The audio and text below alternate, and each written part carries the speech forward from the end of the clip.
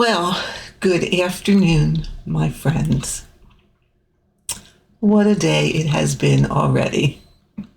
But first, I want to say welcome to the NeedleBugg. My name is Karen. If you are new here, thanks for stopping by and checking us out. And if you are returning, I'm so glad you came to sit and have a chat with me today. So, I'm going to do a stitch with me. I am working on Adam's stocking. Making some nice progress. Let me try and... There we go. So you can see how far, as I unroll it, how far I've gotten. So I think there's quite a bit finished since the last time you saw this, and I've been working on it almost exclusively. I've done some other things in between, not necessarily stitching, but some other things. So I am currently at, 18.79%. And there are 11,952 stitches completed. And so far,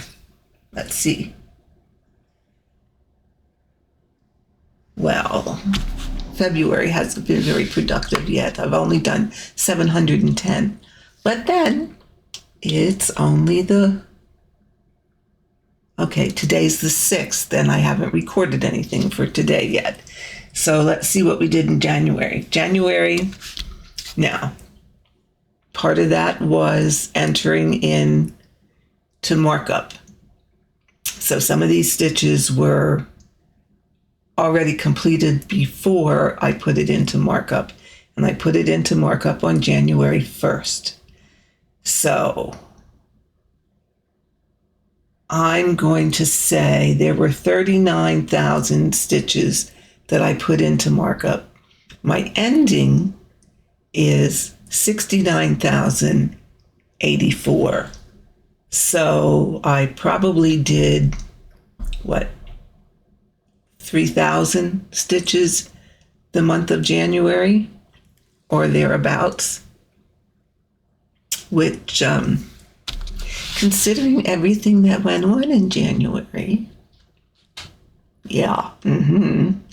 since my surgery was New Year's Eve, and I don't think I did too bad considering. So I would say I did just around 3,000 stitches the whole month of January, which, like I said, was not too shabby considering the state of affairs in January. So that's where we are. I was going to put my chart up on the screen. However, it's been giving me fits today. Technical difficulties, my friends. Technical difficulties. It just was not having it. I could not get my app that I use to put the tablet up to work today. So we're just going to have to stitch without it. And you know what? It really is not going to be that big a deal because you see all this blank space here? Which way? There we go. All this blank space here. I mean, literally all this space here is the same color. So I don't think you really need to follow along on the chart. I don't believe that it's teetotally necessary. So with that, we're just gonna stitch away. I finally said, you know what? It's all one color. Why am I torturing myself to put the chart up?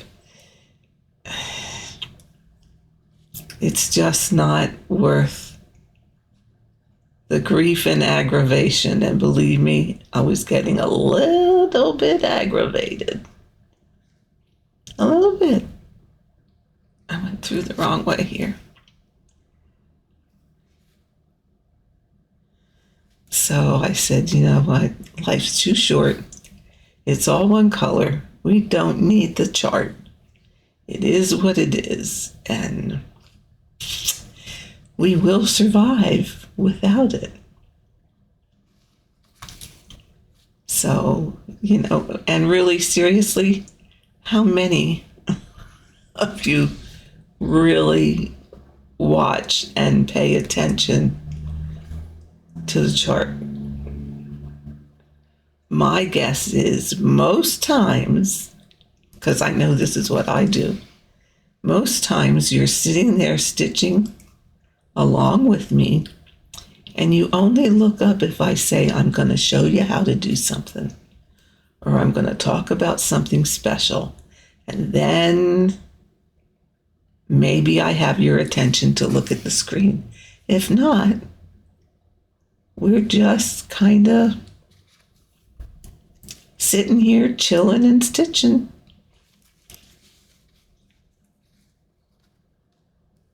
Which is as it should be.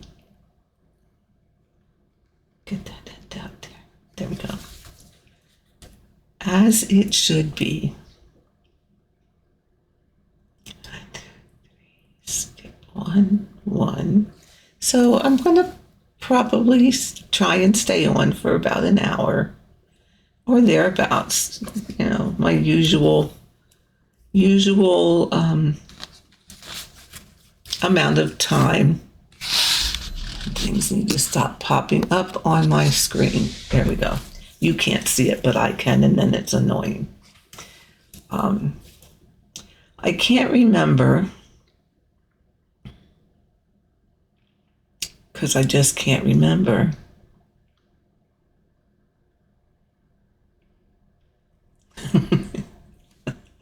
Because I have a disorder. I don't know if I can say it on the screen. I do not know, but I'm gonna. I have a disorder called CRS disease.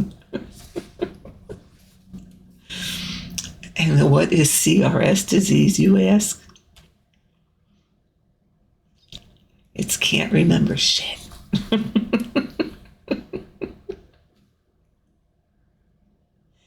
That's my state of affairs these days. I just can't remember what I told you, what I didn't tell you, all of that good stuff. So I thought what I do, where was I going with that?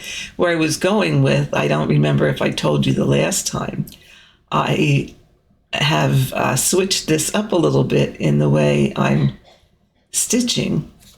And I forget, someone said to me in a comment that all the flipping around, you know, this way and then turning it 180 for the next row and so forth would make them crazy. And I agree. It does get a little nuts. And I tend to lose my place that way. Like I can't okay, which way am I going on this row, and what am I doing here, and what have you. And someone suggested, and again, I did not write that name down, so you know who you are, and my apologies for forgetting to write your name down so I could tell people. Their suggestion was, and the way they stitch is just what I'm doing now. Instead of going horizontally, they're stitching their rows vertically. Therefore, you can just go up one row like this and down the next one like so. And you don't have to flip your piece around 180 degrees. You just keep on keeping on. And again, especially when you're filling in big chunks of color, it really saves you time. Absolutely saves you time. I was quite pleased with stitching it this way. Now, what I would be careful of, and I don't think I notice a difference, but what you've got to be careful of is depending the, how can I say it? If you're stitching your stitches horizontally and then you switch to vertically, sometimes your stitches will look a little bit different. I did not really find that on this. My stitches are really looking pretty consistently the same, so I'm not really worried about that. And the other thought to that is when this is done and it's washed and it's pressed, if there is some difference, it's going to be pulled out in the washing, the pressing, and the framing. So I'm not overly concerned about that. Okay, I want to go here.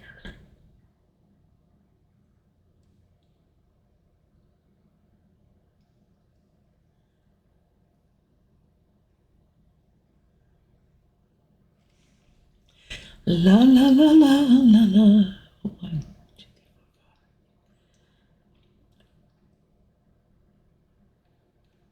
What I don't like, what's really getting annoying to me these days, I like the gridded fabric. I really truly do. However, it just seems that the gridding is getting lighter and lighter and lighter that I can hardly see it anymore.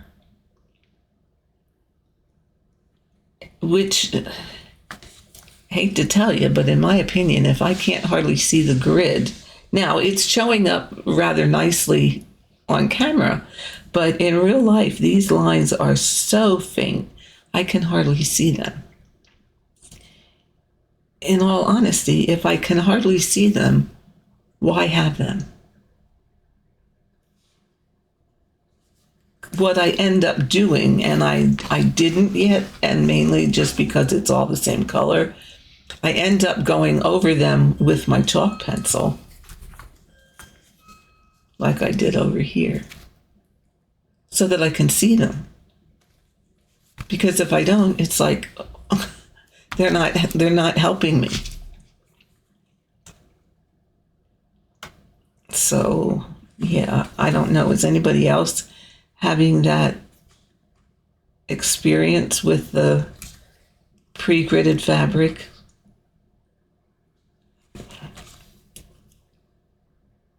You know, and I want to like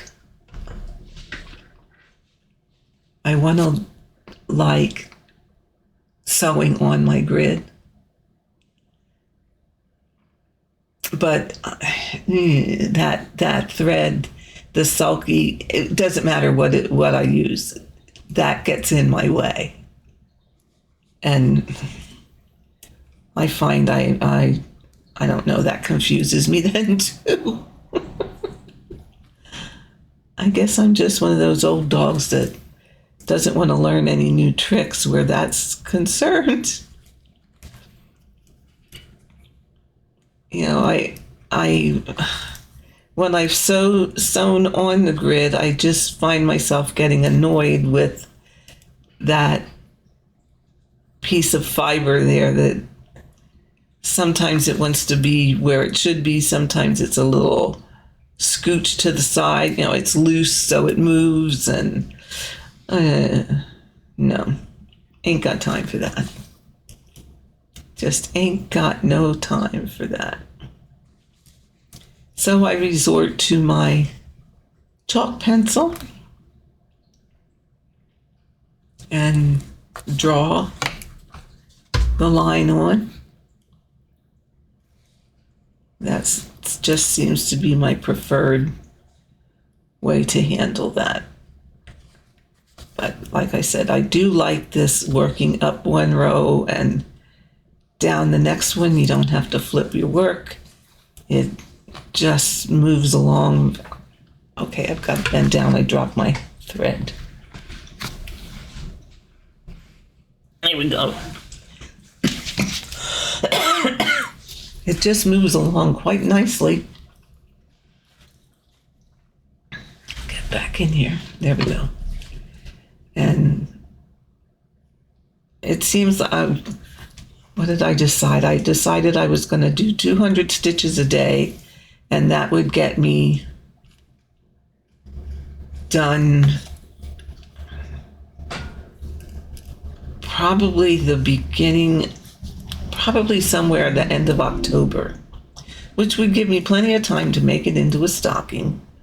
I'm not worried about that. And according to my little schedule that I made up, I'm actually ahead of the game. I'm actually working on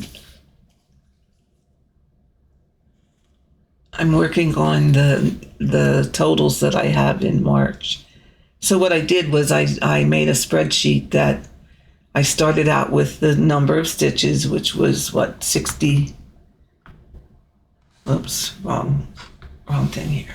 There we go. It was 63,623.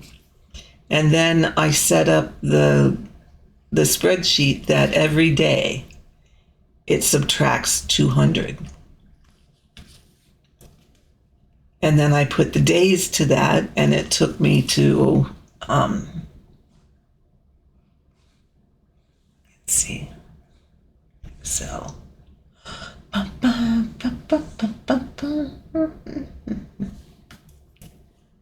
think it's this one. No, it's not this. Hold on. Go back. It's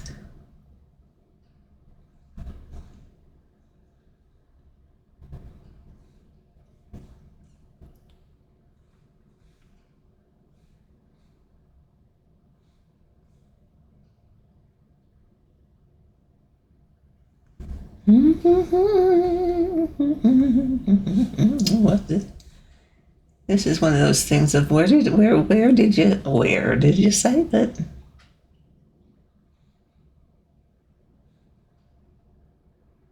Here, this one, I think.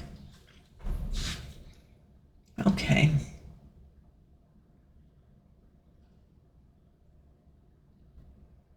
Well, that's not the right one. Oh, Karen. You're just not having a day today.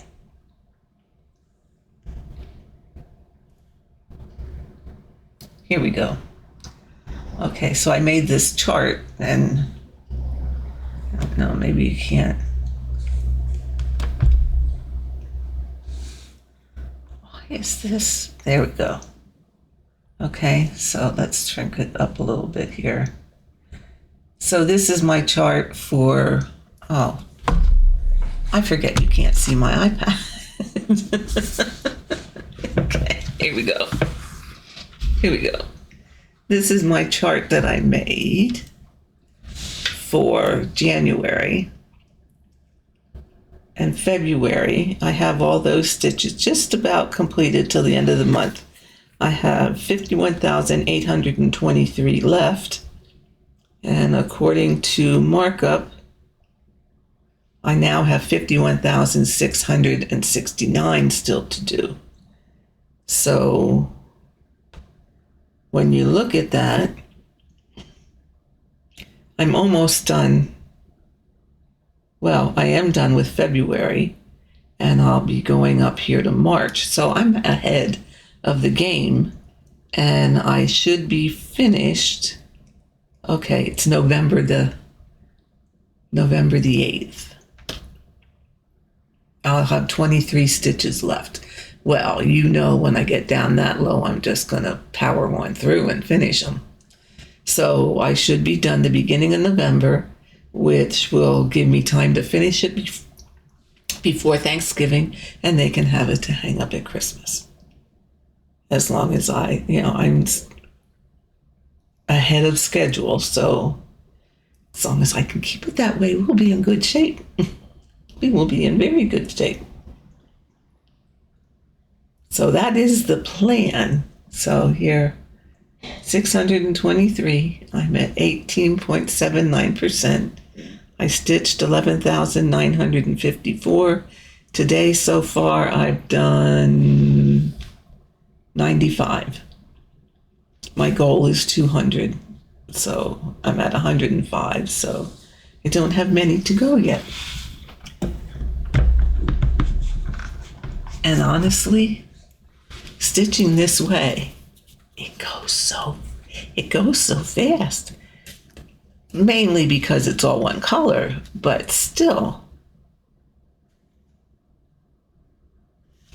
it just goes really fast that I am enjoying it, and it's making this, having all one color to stitch, not as,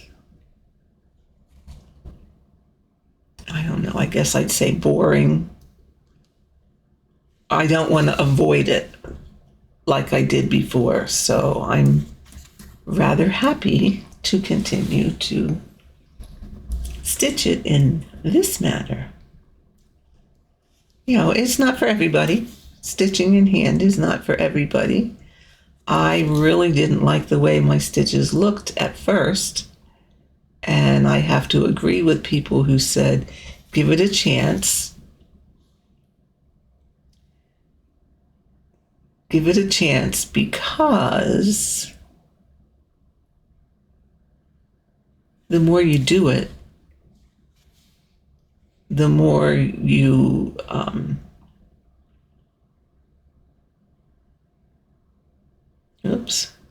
the more you figure out how to have your stitches be neater. And it's, you know what? They're absolutely right. And I've, done quite a few stitches this way now. So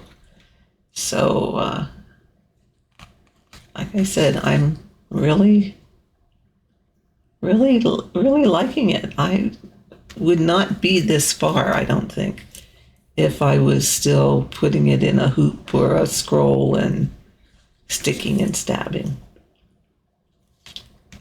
Besides that, this is the mission. We need to get this done. Just need to get this done. But what I thought else I would do today is go over some of the questions that I had from some previous videos. I had some good questions. A lot of them I did answer right away to the person that asked the questions, but I thought, you know what? There's other people out here that maybe have the same question, but they didn't want to ask, were afraid to ask, or whatever. And I will say, never ever think your question is stupid,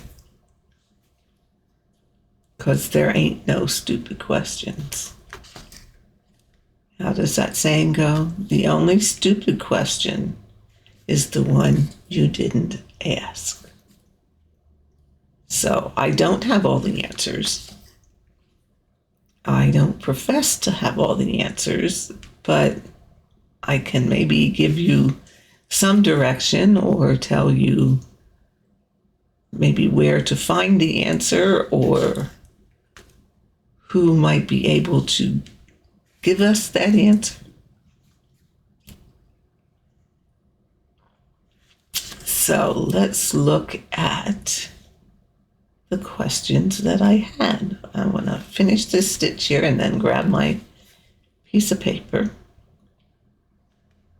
But first, before I go too far, we gotta mark off these.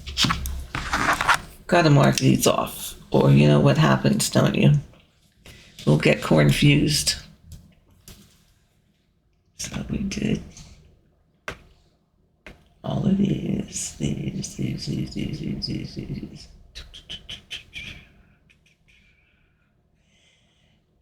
To the person that said, I don't know that I have it on here. I didn't. Someone had said about markup, and I totally agree. It's a lot easier to put your paper patterns in. It's not as difficult as it is. I shouldn't say that. I don't know what it's like to put it into Pattern Keeper because I have not done that.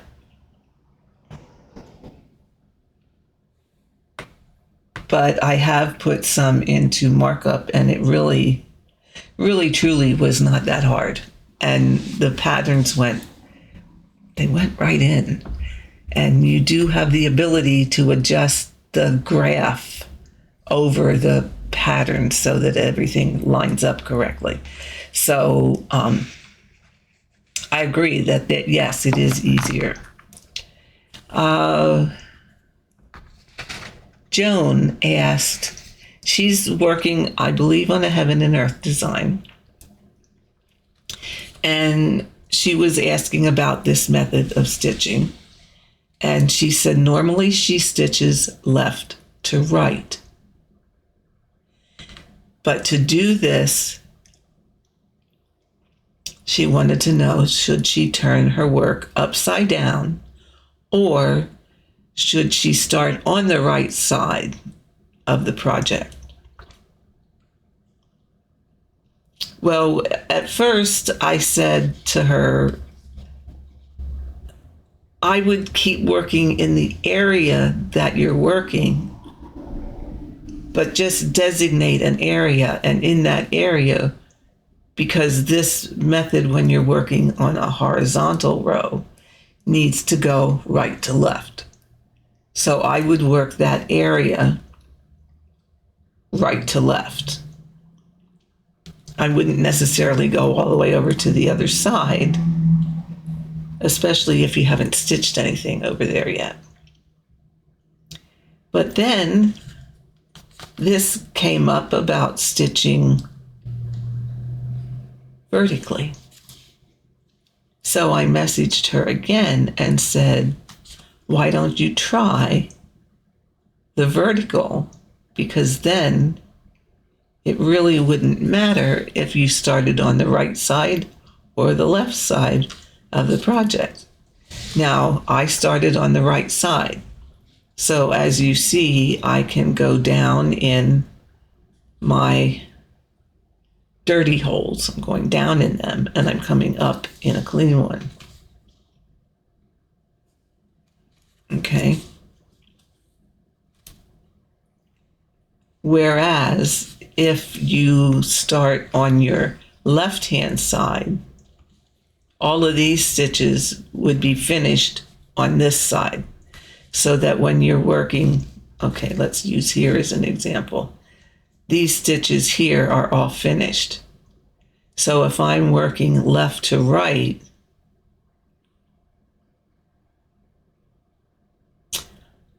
I'm going to come up in the top left, go down in the bottom right, come up in the bottom left. So you're going to be coming up in the holes that already have stitches in. You're going to be coming up against your completed work. Where here, I'm going down when I'm against my completed work. The other advantage to starting on the right and working right to left is you're always holding empty, less bulky fabric in your hand, where if you were stitching the other way, and I'll turn this upside down, this would be rolled up, so the further along you get stitched, the bulkier this is going to be. And see here how that's backwards because I would be going differently. But yeah, so I prefer to start on the right hand side and work to the left. Again, though, it's personal preference. It's whatever you feel comfortable in doing, or whatever works the best for you. Just because this is what works for me does not mean that this is engraved in stone and this is how you have to do it. Does not mean that at all. It means this is how I'm doing it. If you like this and you think it will work for you, then have at it. If you like the theory of it, but don't think that working right to left is going to work for you, then adapt it to what will.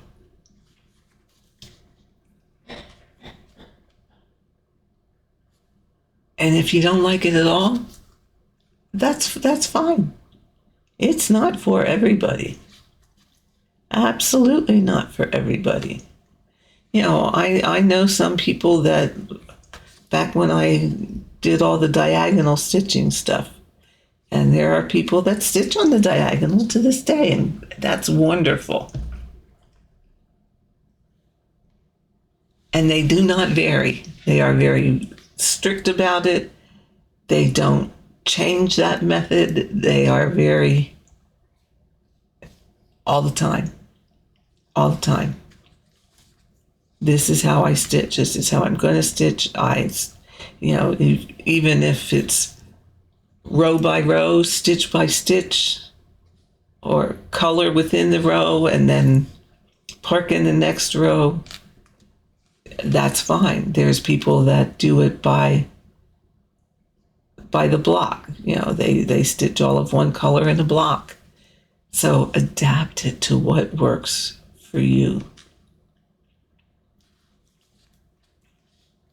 Nothing is engraved in stone. It's all about what works best for the person that's doing the stitching. And what works best for me could very well not work for you. Oh, phooey, I forgot to look up this video number. Bonnie asked if I ever showed how to do a picot in Hardanger. Yes, I did. I will look up the video for you, and I will put it on the screen here. It's in that section of,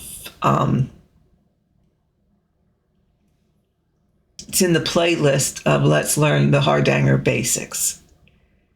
And I believe it's about the third, maybe fourth video in that series of Hardanger tutorials. So yes, I did do picots. If you need me to do it again, I will be more than happy to do that. You just shoot me a message and let me know, and we can do it again. I have been working on, I've been dabbling a little bit in a Hardanger piece. I was going to make a piece as a gift, but I kind of changed my mind with it because it wasn't turning out the way I wanted it to. So I'm rethinking that. I mean, there will still be a gift. It's just not going to be that particular one that I thought it was going to be. But that's okay. We're allowed to change our mind.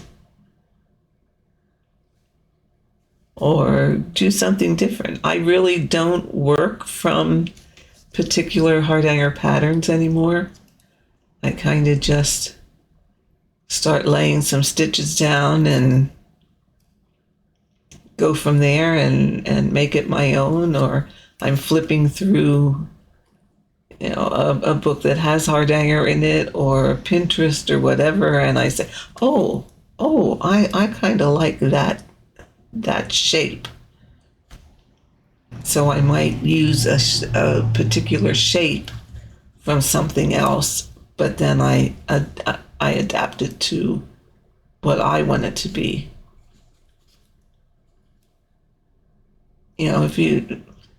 Hardanger is geometric design, so yeah, anything that you can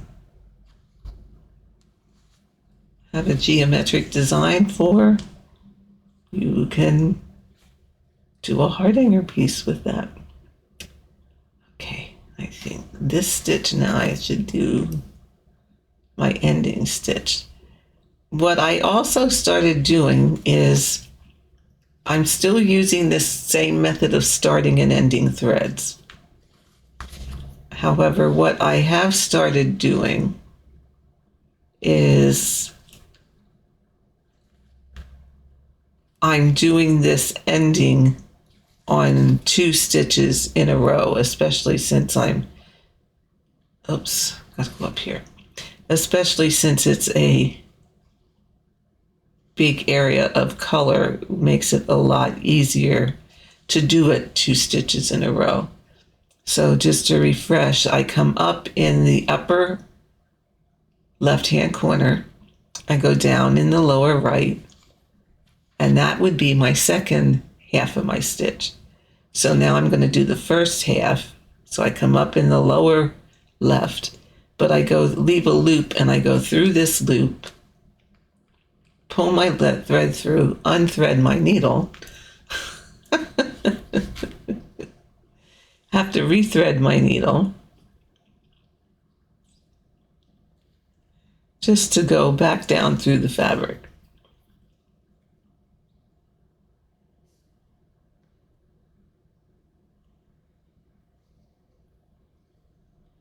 And this is wearing a little thin, so it's a little hard. Shouldn't have used it this close to the end. There we go. Okay. So now that has actually locked it in place twice. So seriously, that's not going to come undone. So we're just going to do that. And then we're going to give it a little trim.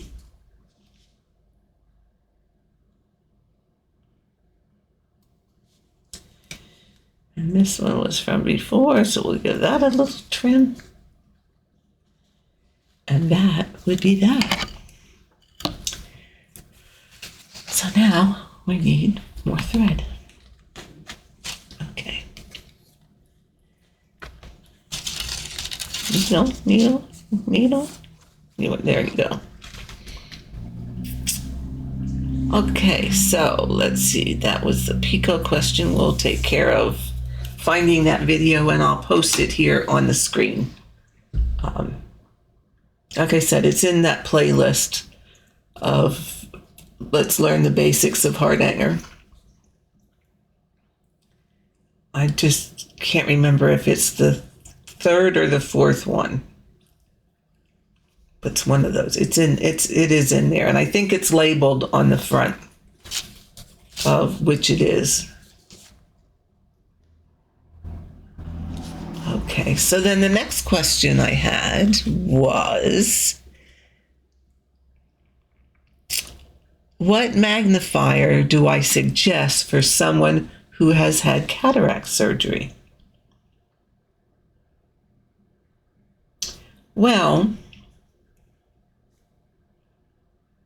I don't have them on today, but a lot of you know that I purchased the Craft Optics, which I love. Love, love, love. If you can afford them, that would be my suggestion. But as I said, they are pricey. However, They are worth every penny. Every penny. Okay, what am I doing here? Start this over again because I caught a place that I should not have done. Yes, that would be my go-to for magnifiers.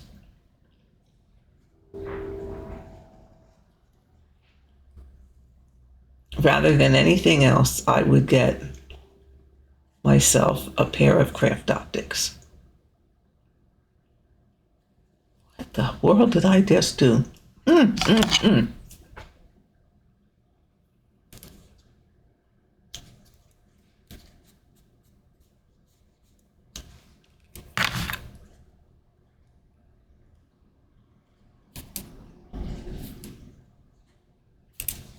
we go. Like I said, not everybody can afford them. They are not cheap. Having said that, then I would look, my question would be, what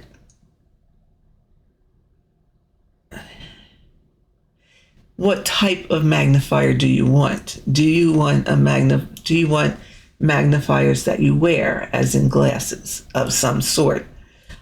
For a long, long time, I had drugstore glasses that I put on top of these. So I had my regular glasses on and I had my readers from the drugstore on, and that was how I stitched, and that did me perfectly well for a long, long time. Or do you want a magnifier that is on a stand, has a light, that you would maybe attach it to your stand and stitch that way? Or do you just want a small magnifier that you clip onto something, like onto your hoop or onto your U-snap? It really depends on what your preference is for A, what you can afford, B, how you would like to use it. A lot of people have ones that they can attach to their stand in some manner, and then it comes down and it's over their work and they're sitting here and they're looking through it, and that's great. Some people have just a small one that you can clip onto your hoop while you're stitching, and then they're, looking through that, and that's fine and wonderful. A lot of people use readers from the drugstore. You can get them. Oh my goodness. I think there is a place, and honest to goodness, I forget where it is. It's been so long. But there is a place that they have them 5, 6, 7, that high magnification. So if that's what you want, and that works well. I did that for quite some time.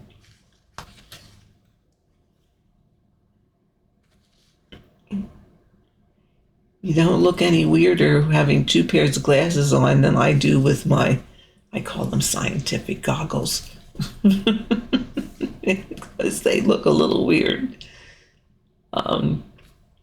But for me, they're worth it. I don't regret having gotten them. I actually was very, very happy to have them. So really, it depends. That's a hard question to answer, and it's really up to an individual's your own personal preferences of what you're looking for in the area of magnifiers.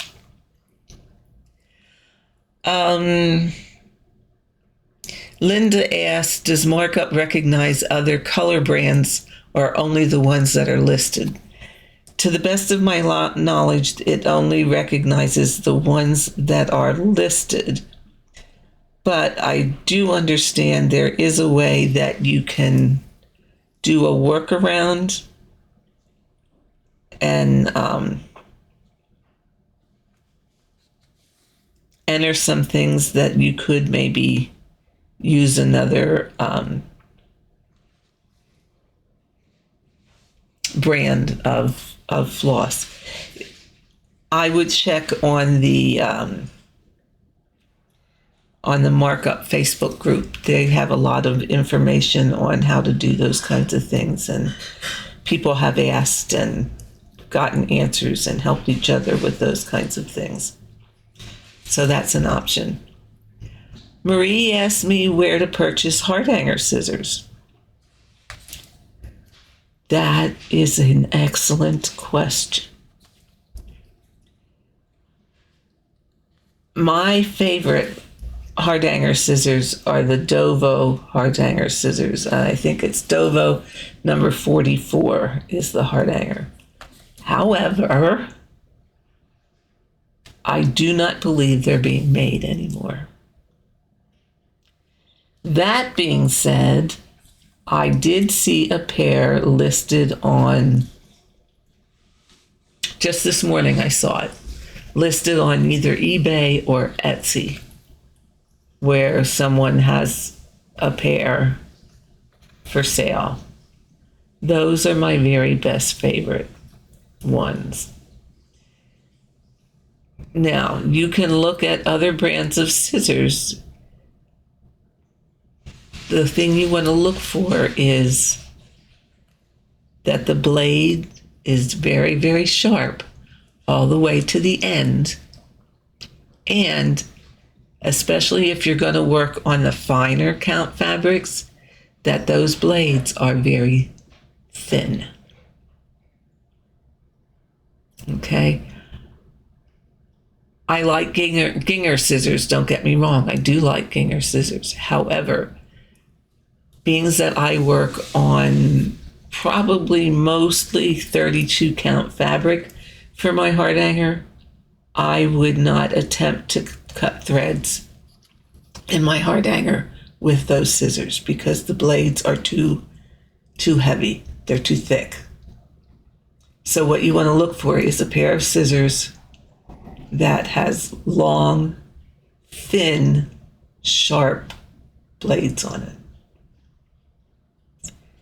In fact, I just Googled this morning what are the best scissors for Hardanger, and I found quite a few that meet that criteria. So I would just do a search.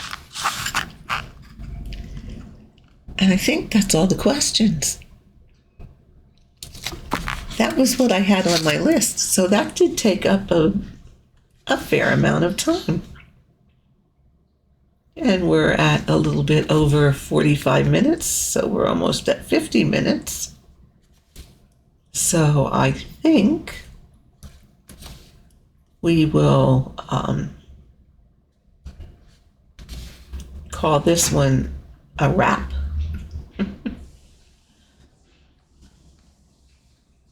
I forgot to jump down here. Okay, we'll get that.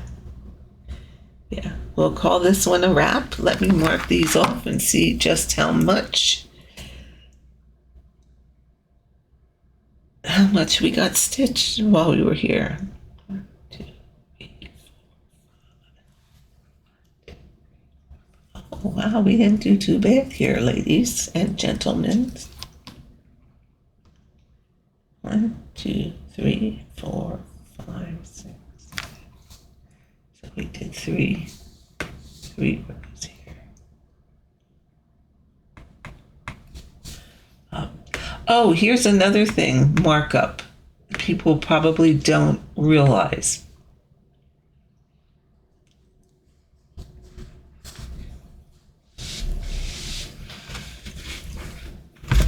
Up here in the corner is a lock. If that is locked, you cannot undo your stitches. Okay? If you unlock it, Now you can, oops.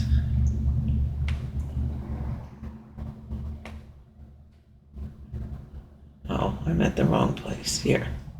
Now you can here we go.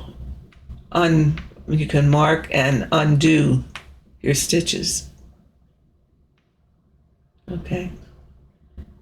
But you have to open the lock to be able to do that. So if you make a mistake, you can open the lock.